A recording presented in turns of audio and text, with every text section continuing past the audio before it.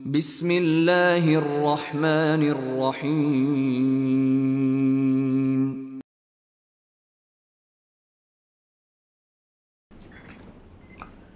ان الحمد للہ نحمده ونستعینه ونستغفره ونؤمن به ونتوکل علیہ ونعوذ باللہ من شرور انفسنا ومن سیئات اعمالنا من يهده اللہ فهو المهتد ومن يضلل فلن تجد له وليا مرشدا واشهد ان لا اله الا الله وحده لا شريك له في الخلق والامر واشهد ان سيدنا وشفيعنا وحبيبنا ومولانا محمدا عبده ورسوله فاللهم صل على محمد وعلى ال محمد كما صليت على ابراهيم وعلى ال ابراهيم انك حميد مجيد اللهم بارك على محمد وعلى ال محمد كما باركت على ابراهيم وعلى ال ابراهيم في العالمين انك حميد مجيد اما بعد قال الله تبارك وتعالى في القرآن المجيد والفرقان الحميد اعوذ بالله السميع العليم من الشيطان الرجيم بسم الله الرحمن الرحيم ووصينا الانسان بوالديه حملته امه وهنا على وهن وفصاله في عامين ان اشكر لي ولوالديك الي المصير۔ محترم بزرگوں، دوستوں، پیارے بھائیوں اور محترم ماں اور بہنوں، گزشتہ خطبہ جمعہ میں نے احسان مندی، شکر گزاری اور وفاداری کے تعلق سے کچھ باتیں بتائی تھیں، اور یہ بھی بتایا تھا کہ اللہ رب العالمین نے جہاں اپنے شکر اور اپنے احسان کو یاد رکھنے کا ہمیں حکم دیا، تو ساتھ ہی ساتھ اللہ رب العالمین نے ان تمام لوگوں کا جن کا کہ ہم پر احسان ہے، تو اللہ تعالیٰ نے ان کا بھی شکر بجا لانے کا ہمیں حکم دیا ہے۔ اللہ تعالیٰ فرماتا وَوَصَّيْنَا الْإِنسَانَ بِوَالِدَيْهِ، ہم نے انسان کو اس کے ماں باپ کے ساتھ اچھا سلوک کرنے کی تاکید کی۔ حملتہ امہ وہنا علی وہن،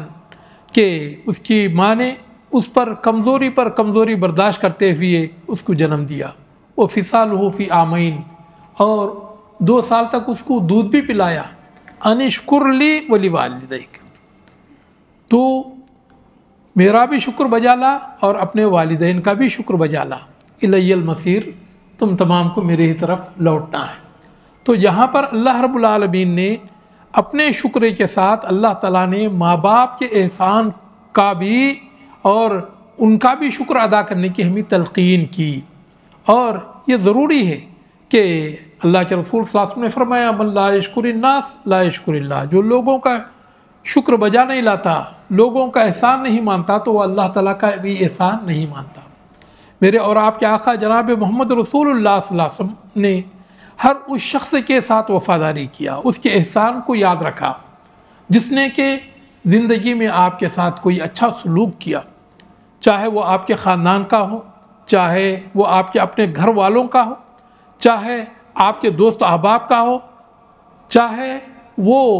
آپ کے خاندان قریش کے لوگوں میں سے ہو یا کفاران قریش میں سے کیوں نہ ہو، تو اللہ کے رسول صلی اللہ علیہ وسلم نے ان کافروں کے بھی احسان کو یاد رکھا جنہوں نے کہ اللہ کے رسول صلی اللہ علیہ وسلم کے ساتھ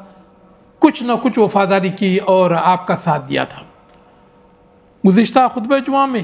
آپ نے یہ سنا تھا کہ حضرت قدیۃ الکبریٰ رضی اللہ تعالیٰ عنہ کی وفات کے بعد بھی اللہ کے رسول صلی اللہ علیہ وسلم زندگی کے آخری سانس تک ان کو یاد کرتے رہے، اور عالم یہ تھا کہ گھر سے اس وقت تک باہر نہیں نکلتے جب تک کہ حضرت خدیجہ کو یاد نہ کرتے اور ان کا اچھا تذکرہ نہ کرتے۔ ایک مرتبہ حضرت عائشہ رضی اللہ تعالیٰ عنہ، چونکہ سوکن تھی، کن کہتے ہیں سوئی لے کر چبونا، یعنی 100 مرتبہ اگر عورت کو سوئی اس کے جسم میں چبائی جائے تو جتنی تکلیف ہوتی ہے اس سے کہیں زیادہ ایک سوکن سے اس کو تکلیف ہوتی ہے، اسی لیے اس کو سوکن کہا جاتا۔ تو یہ جو سوکن پناہ ہے تو ہر عورت کے اندر ہوتا ہے، یہ اس کی اپنی غیرت ہے۔ تو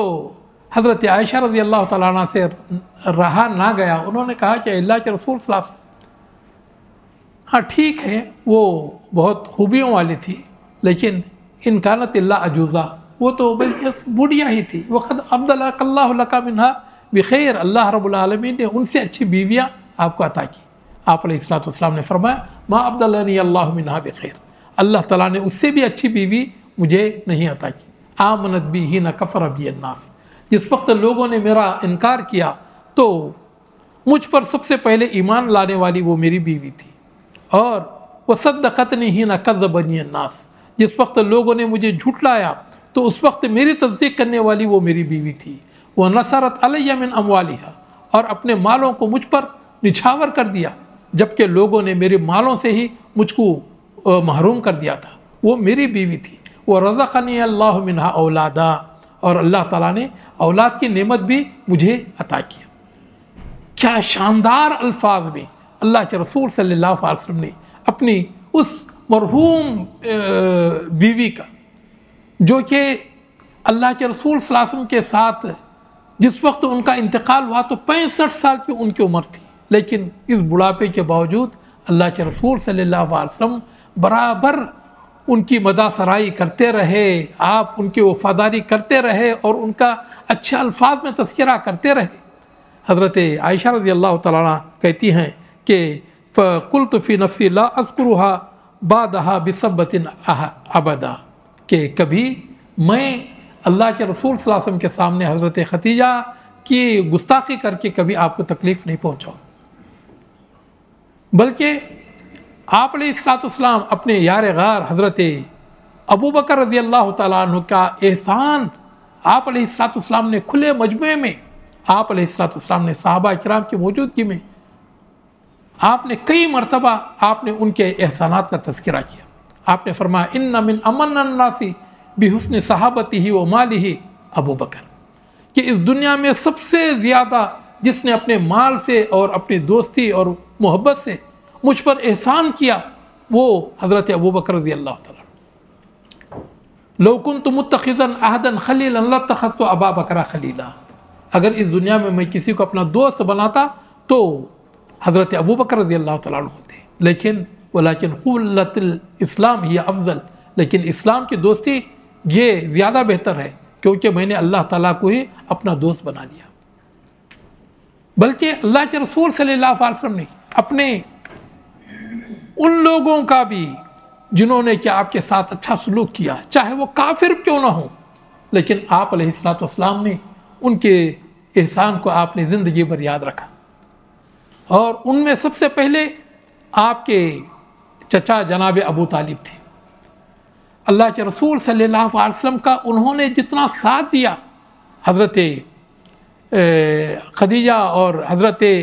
بلکہ حضرت خدیجہ سے پہلے بھی انہوں نے بچپن سے ہی اللہ کے رسول صلی اللہ علیہ وسلم کا ساتھ دیا۔ آپ علیہ السلام کے والد جناب عبداللہ اور ابو طالب یہ دونوں ایک ہی ماں کے بچے تھے، جس کی وجہ سے ان کی محبت مثالی تھی، اور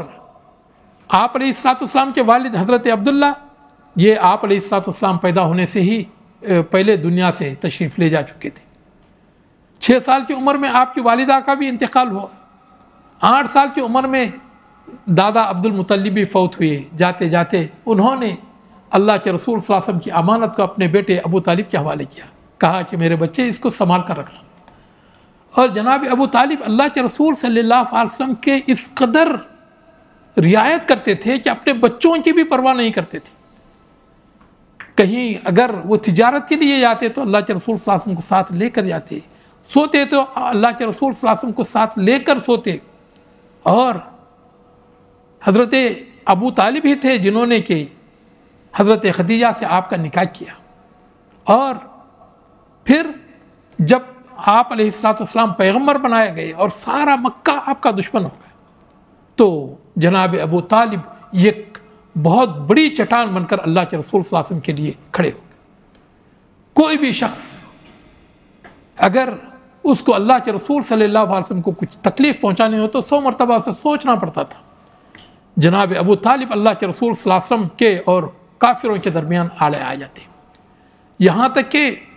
مشرکین مکہ نے یہ ارادہ کر لیا کہ سب سے پہلے جناب ابو طالب کو قتل کر دیں گے اور پھر اللہ کے رسول صلی اللہ علیہ وسلم، نعوذ باللہ من ذالک۔ ایک مرتبہ سارے کے سارے مشرکین جناب ابو طالب کے پاس آتے ہیں اور کہتے ہیں کہ اے ابو طالب، ہم نے آپ کا بڑا لحاظ کیا، اور ہم نے کئی مرتبہ آپ سے کہا کہ آپ اپنے بھتیجے کو سمجھائیں، اور اب یہ آخری وارننگ آپ کو دینے کے لیے آئے ہیں کہ آپ اپنے بھتیجے سے کہیں کہ وہ دین کی دعوت دینی ہو تو اپنے گھر میں دے لے، مکے کی گلی کوچوں میں نہ دے، ورنہ تو سب سے پہلے آپ کو قتل کریں گے اور پھر آپ کے بھتیجے کو بھی قتل کریں گے۔ جناب ابو طالب اللہ کے رسول صلی اللہ علیہ وسلم کے پاس آئے، آ کر کہنے لگے، اس وقت ان کی عمر 80 سال سے زیادہ ہو چکی تھی، کہنے لگے بیٹے محمد صلی اللہ علیہ وسلم، میں بوڑھا ہو چکا ہوں، کمزور ہو چکا ہوں، اب میری ہڈیوں میں وہ طاقت نہیں ہے کہ میں سارے مکے والوں کا مقابلہ کر سکوں، بیٹے میرے بڑھاپے پر رحم کھاؤ اور مجھ پر جتنی میری طاقت ہے اس سے زیادہ مجھ پر بوجھ نہ ڈالو، دین کی اگر دعوت دینی ہو تو اپنے گھر میں دے لو، مکے کے گلی کوچوں میں نہ دو، ورنہ یہ لوگ سب سے پہلے مجھے قتل کریں گے اور پھر آپ کو قتل کر دیں گے۔ اللہ کے رسول جناب محمد رسول اللہ صلی اللہ علیہ وسلم نے جب یہ محسوس کیا کہ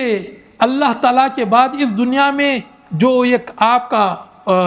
واحد سہارا جناب ابو طالب کی شکل میں ہے، تو وہ بھی آپ کا ساتھ چھوڑنا ہی چاہتا ہے، تو اللہ کے رسول جناب محمد رسول اللہ صلی اللہ علیہ وسلم نے اللہ تعالیٰ کی ذات کے اوپر مکمل ایمان و یقین رکھتے ہوئے آپ علیہ السلام نے فرمایا، یا امی واللہ لو وضعوا الشمس فی یمینی والقمر فی یساری الا ان اترک هذا الامر واللہ ما ترکته حتی اہلک فیہ او لا یتمن اللہ هذا الامر ثم استعبر۔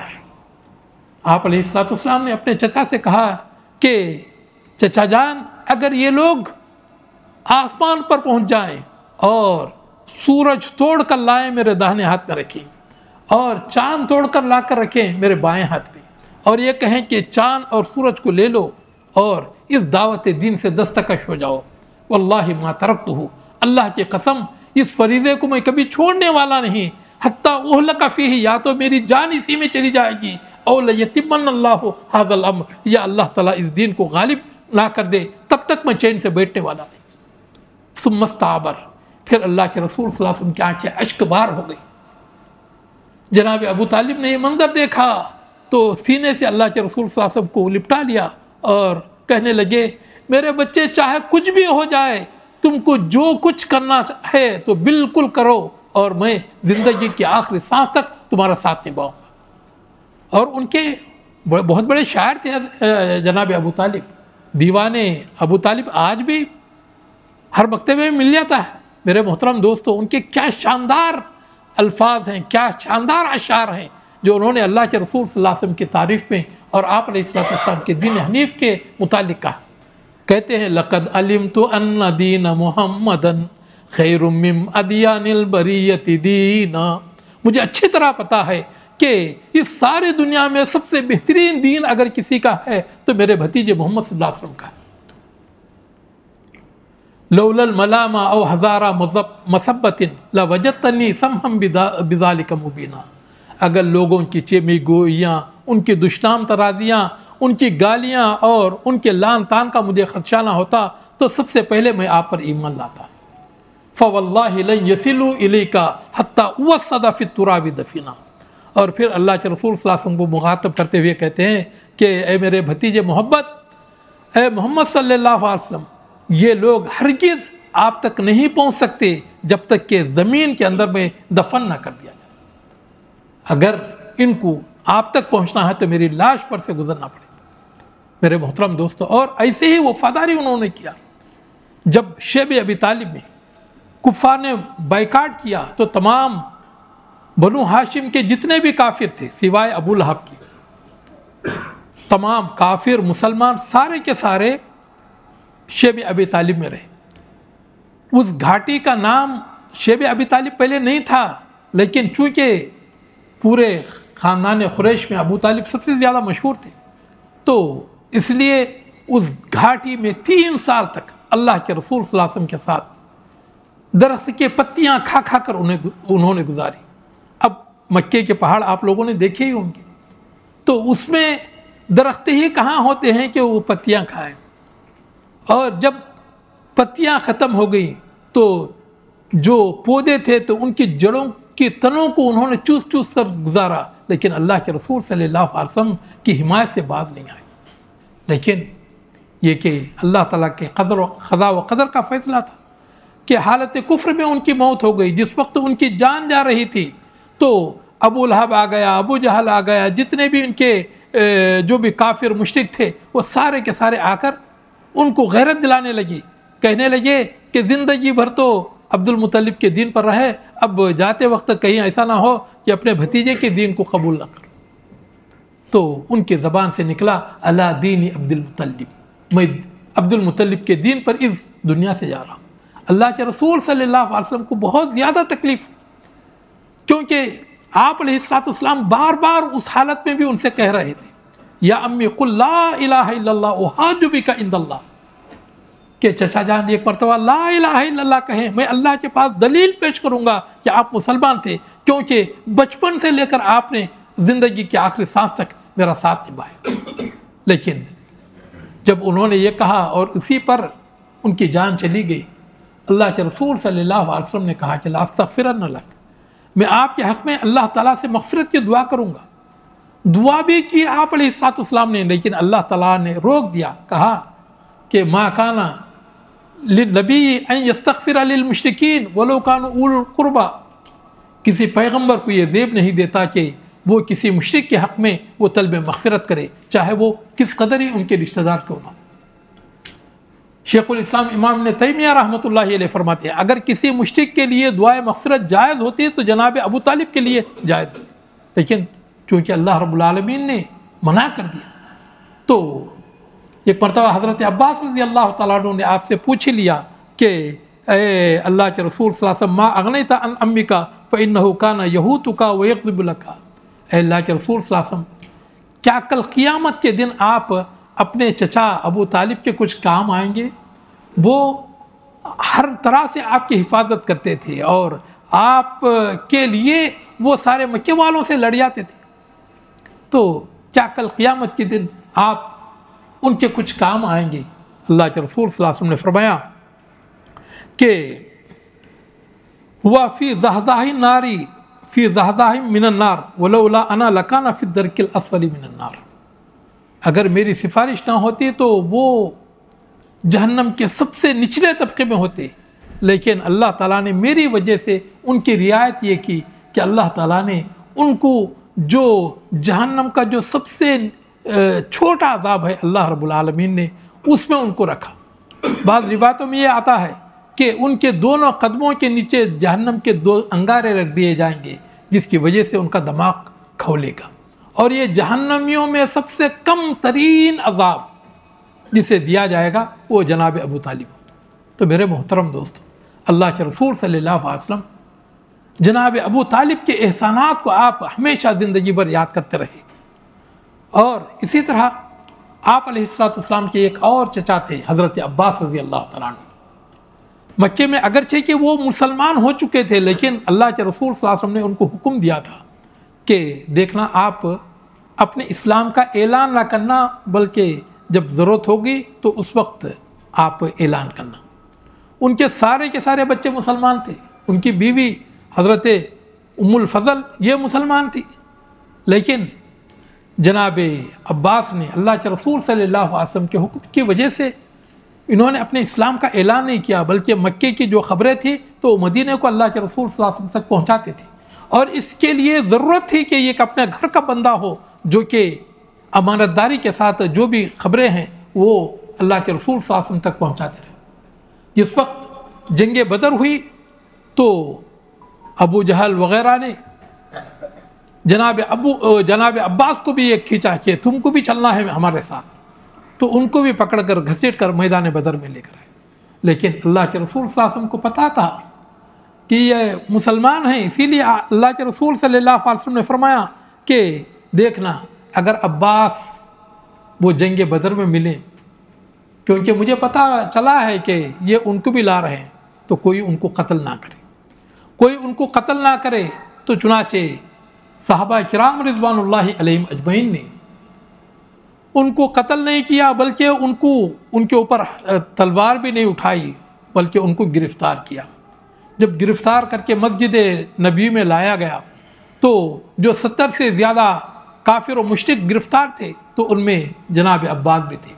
تو جس طرح ان کو بیڑیاں پہنائی گئیں تو اسی طرح ان کو بھی پہنائی گئی، لیکن اتنے سخت بیڑیاں ڈال دی گئی تھی کہ جس کی وجہ سے جناب عباس کراتے رہے. اللہ کے رسول صلی اللہ علیہ وسلم نے جس وقت ان کا کرانا آپ علیہ السلام جب کرانے کی آواز سنی تو آپ علیہ السلام بے چین ہو کر مسجد میں آ گئے، ادھر ادھر گھومنے لگے.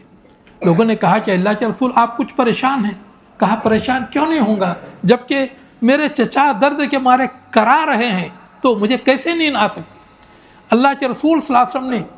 ٹھنڈی کا زمانہ تھا، آپ علیہ السلام نے اپنا کرتا اپنے چچا کو پہنایا اور آپ علیہ السلام نے حکم دیا کہ ان کو جو سختی کے ساتھ جو بیڑیاں پہنا دی گئی ہیں اس کو ڈھیلا کر دیا جائے.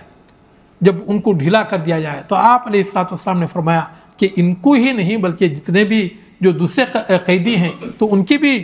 بیڑیاں ڈھیلی کر دی جائیں. تو میرے محترم دوستو، کیونکہ جناب عباس اللہ کے رسول صلی اللہ علیہ وسلم کے ساتھ ہر وقت رہے، حتیٰ کہ جب بیعت عقبہ ثانیہ ہوا اور اس میں مدینہ کے لوگوں نے اللہ کے رسول صلی اللہ علیہ وسلم کو مدینہ آنے کی دعوت دی تو اس وقت اللہ کے رسول صلی اللہ علیہ وسلم نے حضرت عباس کو اپنے ساتھ رکھا. حضرت عباس نے وہاں پر ایک تقریر کی، کہا کہ اے مدینے والو، تم اچھی طرح جانتے ہو محمد صلی اللہ علیہ وسلم جیسے کچھ ہیں اپنی جگہ پر محفوظ ہیں، عزت سے ہیں، امن سے ہیں، اور ہم لوگ ان کے طرف سے ہم دفاع کر رہے ہیں. اگر تم ان کو لے کر جاتے ہو تو سارے عرب کا مقابلہ کرنا پڑے گا اور تم کو اپنے جو چیدہ سردار ہیں تو ان کا قتل برداشت کرنا پڑے گا اور تم لوگوں کی بہت ساری بربادی بھی ہوگی. اور اگر تم جن جن چیزوں سے اپنے بیوی بچوں کا دفاع کرتے ہو، ڈیفنس کرتے ہو، اگر تم محمد صلی اللہ علیہ وسلم کا بھی اسی طرح ڈیفنس کرو گے تو پھر ہمارے طرف سے اجازت ہے. اگر تم یہ نہیں کہ ان کو لے کر جاؤ اور آپ علیہ السلام کی حفاظت نہ کرو تو اس سے بہتر یہ ہے کہ پہلے ہی کہہ دو، کیونکہ جیسے کچھ ہیں تو ہم لوگ اللہ کے رسول صلی اللہ علیہ وسلم کا دفاع کر رہے ہیں اور وہ امن سے ہیں، عزت سے. تو پھر جو انصار آئے تھے جن کی تعداد 72 تھی، انہوں نے کہا کہ ہم اس سے بھی کہیں زیادہ اپنے بیوی بچوں کی جس طرح سے حفاظت کرتے ہیں اس سے کہیں زیادہ اللہ کے رسول صلی اللہ علیہ وسلم کی حفاظت کریں. لیکن ہم کو ملے گا کیا؟ اللہ کے رسول صلی اللہ علیہ وسلم نے فرمایا تمہارے لیے جنت. تو پھر سارے کے سارے جتنے بھی لوگ آئے ہوئے تھے مدینے سے تو انہوں نے اللہ کے رسول صلی اللہ علیہ وسلم کے ہاتھ پر بیعت کی، جسے بیعت عقبہ ثانیہ کہتے ہیں، اور اس کے بعد سے پھر ہجرت کا دور شروع ہوا. میرے محترم دوستو، اور اس کے علاوہ مکے کا ایک اور کافر تھا جس کا نام تھا مطعم ابن عدی. مطعم ابن عدی یہ مکے کا بہت بڑا سردار تھا اور اس کے 13 بیٹے تھے، سارے کے سارے بڑے شہ سوار اور بڑے نیزہ باز، اور یہ اللہ کے رسول صلی اللہ علیہ وسلم کا قدردان تھا. کبھی اس نے اللہ کے رسول صلی اللہ علیہ وسلم کو نہیں ستایا، بلکہ جس وقت بائیکاٹ کا معاہدہ لکھا گیا اس کے بعد سب سے زیادہ اس نے مخالفت کی، اور جن لوگوں نے اس معاہدے کو چاک کیا ان میں سے نمبر 1 یہ مطعم ابن عدی تھا. اللہ کے رسول صلی اللہ علیہ وسلم طائف گئے تھے اور طائف والوں نے اللہ کے رسول صلی اللہ علیہ وسلم کے ساتھ کیا سلوک کیا وہ تو تمام کو پتہ ہی ہے. اللہ کے رسول صلی اللہ علیہ وسلم دنیا کے ہر غم کو بھول گئے، لیکن اس طائف کے واقعے کو آپ زندگی میں کبھی نہیں بھول سکے. اما عائشہ رضی اللہ تعالیٰ عنہ نے ایک مرتبہ پوچھا هل اتى عليك يوم كان اشد عليك من يوم احد، اے اللہ کے رسول صلی اللہ علیہ وسلم کیا کبھی آپ پر کوئی ایسا دن گزرا ہے جو کہ احد کے دن سے زیادہ سخت ہو؟ اللہ کے رسول صلی اللہ علیہ وسلم نے آپ نے فرمایا کہ یا عائشہ قد لقیت من قومی کی ما لقیت، تمہارے قوم سے مجھے سکون ہی کہاں ملا، لیکن بدر احد کے جو بھی مارکے ہیں اپنی جگہ پر، لیکن اس گھاٹی کی مصیبت کو کبھی نہیں بھول سکتا. جبکہ میں نے اپنے آپ کو بنو ثقیف پر پیش کیا اور انہوں نے بہت ہی سنگینی کے ساتھ مجھے جواب دیا اور پتھروں سے مار مار کر مجھے بے ہوش کر دیا۔ میرے محترم دوستو، اس واقعے کے بعد اللہ کے رسول صلی اللہ علیہ وسلم پھر واپس مکہ آتے ہیں۔ مکے کے لوگوں نے اعلان کر دیا کہ محمد صلی اللہ علیہ وسلم مکے میں نہیں آ سکتے۔ اللہ کے رسول صلی اللہ علیہ وسلم خود اپنے شہر میں، جس میں خود پیدا ہوئے، جو آپ کے باپ دادا کا شہر تھا اور جہاں صدیوں سے آپ کا خاندان آباد تھا، تو آپ علیہ السلام اسی شہر سے آپ کو نکال باہر کیا گیا۔ اللہ کے رسول صلی اللہ علیہ وسلم نے مکے کے ہر مشرک کے پاس، جس کے بارے میں آپ کو پتہ تھا کہ اس کے پاس طاقت ہے، آپ نے حضرت زید کو بھیجا کہ بھئی جا کر میرے لیے امان مانگ کر لاؤ اور یہ کہو کہ وہ اپنی حفاظت میں مجھے لے کر مکہ آئے۔ تمام نے انکار کر دیا، لیکن مطعم بن عدی جس وقت یہ درخواست اس کے سامنے پیش ہوئی، کہا کہ ٹھیک ہے۔ اپنے 13 لڑکوں کو اس نے کہا کہ تم تمام ہتھیار پہنو، تو یہ سارے کے سارے 13 تلواریں لے کر اللہ کے رسول صلی اللہ علیہ وسلم کی حفاظت کے لیے آپ علیہ السلام کو وہاں سے لیا۔ مطعم بن عدی نے اپنے اونٹنی پر آپ کو بٹھایا اور پھر خانہ کعبہ لایا اور آپ علیہ السلام خانہ کعبہ کا طواف آپ نے کیا، 2 رکعت نماز پڑھی، اور مطعم بن عدی نے اپنے اونٹنی پر کھڑے ہو کر یہ اعلان کیا کہ جو شخص یہ چاہتا ہے کہ اس کی ماں اس پر روئے، اس کے بچے یتیم ہوں اور اس کی عورت بیوہ ہو، فلیتعرض بمحمد صلی اللہ علیہ وسلم، وہ اللہ کے رسول صلی اللہ علیہ وسلم سے کچھ پنگا لینے کی کوشش کرے۔ ابو جہل آیا اور کہنے لگا، مطعم کیا تم مسلمان ہو گئے؟ کہا مسلمان نہیں ہوا، لیکن میں نے محمد صلی اللہ علیہ وسلم کو اپنے حفاظت میں لیا ہے۔ کہا کہ اگر تم نے لیا ہے تو ہم نے بھی لیا ہے۔ تو میرے محترم دوستو، اللہ کے رسول صلی اللہ علیہ وسلم نے اس کافر کے احسان کو یاد رکھا۔ جس وقت 70 سے زیادہ مشرکین مکہ گرفتار ہوئے تو اللہ کے رسول صلی اللہ علیہ وسلم نے مطعم بن عدی کو یاد کیا، کہا لو کان مطعم بن عدی حیا ثم کلمنی فی ہؤلاء النتنا لترکتهم ایاه، اگر آج مطعم بن عدی زندہ ہوتا، مکے سے صرف یہ کہنا بھیجتا کہ اے محمد صلی اللہ علیہ وسلم ان تمام کو میرے لیے چھوڑ دو، تو میں تمام کو چھوڑ دیتا۔ میرے محترم دوستو، دیکھیں اللہ کے رسول صلی اللہ علیہ وسلم نے ہمیں کسی کے احسان کو یاد کرنا ہم کو سکھایا ہے، لیکن افسوس یہ ہے کہ آج سب سے زیادہ اگر جو احسان کو بھول جانے والی جو قوم ہے، ان میں ہم مسلمانوں کا فیصد سب سے زیادہ ہے۔ میرے محترم دوستو، اور اسی طرح ایک اور شخص تھا جس کا نام تھا ابو البختری، تو وہ بھی اللہ کے رسول صلی اللہ علیہ وسلم کی حفاظت کرتا تھا، اور آپ علیہ السلام کو کوئی اگر وہ نقصان پہنچانے کی کوشش کرتا تو وہ روکتا تھا۔ اللہ کے رسول صلی اللہ علیہ وسلم کو پتہ چلا کہ یہ بھی میدان بدر میں آیا ہوا ہے، آپ نے فرمایا کہ ابو البختری آیا ہوا ہے، تو فنہى النبی صلی اللہ علیہ وسلم عن قتلہ، کہا کہ اگر وہ آ جائے تو کوئی اسے قتل نہ کرے، کیونکہ کان اکف القوم الرسول اللہ صلی اللہ علیہ وسلم وہو بمکہ، وہ سب سے زیادہ اللہ کے رسول صلی اللہ علیہ وسلم کو روکتا تھا، اور کوئی بھی کان لا یوزیہ ولا یبلغ عنہ شیء یکرہ وکان ممن قام بنقض صحیفۃ المقاطعہ، تو وہ اللہ کے رسول صلی اللہ علیہ وسلم کو تکلیف نہیں پہنچاتا تھا، اور نہ ہی کوئی شخص کو وہ تکلیف دیتا ہوا دیکھنا گوارا نہیں کرتا تھا، اور وہ ان لوگوں میں سے تھا جنہوں نے کہ اس ظالمانہ بائیکاٹ کا انہوں نے اس کو چاک کیا اور اس کے خلاف کھڑے ہوئے۔ بلکہ جو لوگ مشرکین تھے، مشرکین میں بھی جو بھی انصاف پرور تھے، تو ان میں سے ایک مقرض ابن حفص تھا، وہ کہتا تھا یا محمد صلی اللہ علیہ وسلم ما عرفت بالغدر صغیرا ولا کبیرا، اے محمد صلی اللہ علیہ وسلم کبھی آپ سے بے وفائی نہیں دیکھی گئی، نہ تو جس وقت آپ بچے تھے نہ تو جس وقت آپ بڑے ہوئے، کبھی ہم نے بے وفائی آپ سے نہیں دیکھی۔ بل عرفت بالبر والوفا، بلکہ ہم نے آپ کو ہمیشہ نیکی کرنے والا اور وفاداری کرنے والا دیکھا۔ اللہ کے رسول صلی اللہ علیہ وسلم کے سب سے بڑے دشمن ابو سفیان تھے، اور اللہ کے رسول صلی اللہ علیہ وسلم کی سیرت آپ پڑھیں گے تو معلوم ہوگا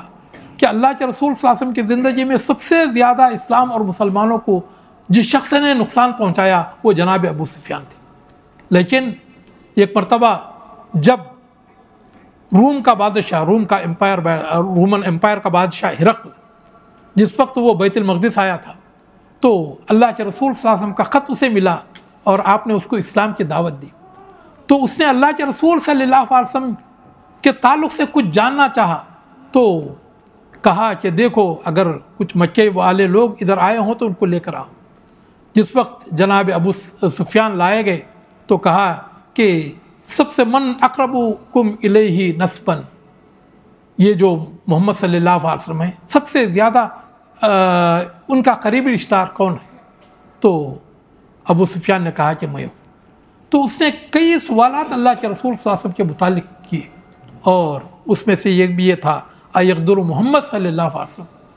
کیا محمد صلی اللہ علیہ وسلم کبھی اپنا معاہدہ توڑ دیتے ہیں یا اپنے بات سے مکر جاتے ہیں یا بے وفائی دکھاتے ہیں؟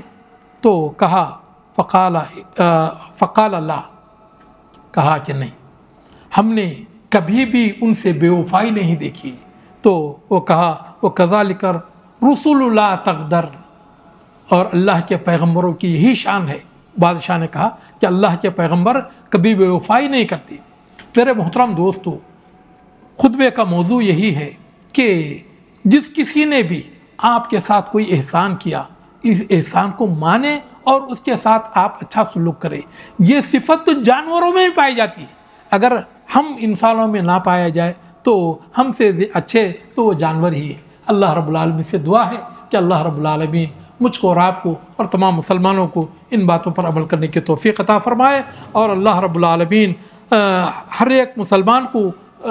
اپنے محسنوں کو یاد رکھنے اور ان کے ساتھ اچھا سلوک کرنے کی اور ان کے شکر گزاری کی اللہ تعالیٰ ہمیں توفیق عطا فرمائے. اقول قولی ھذا واستغفر اللہ لی ولکم ولسائر المسلمین من کل ذنب فاستغفروا انہ هو الغفور الرحیم.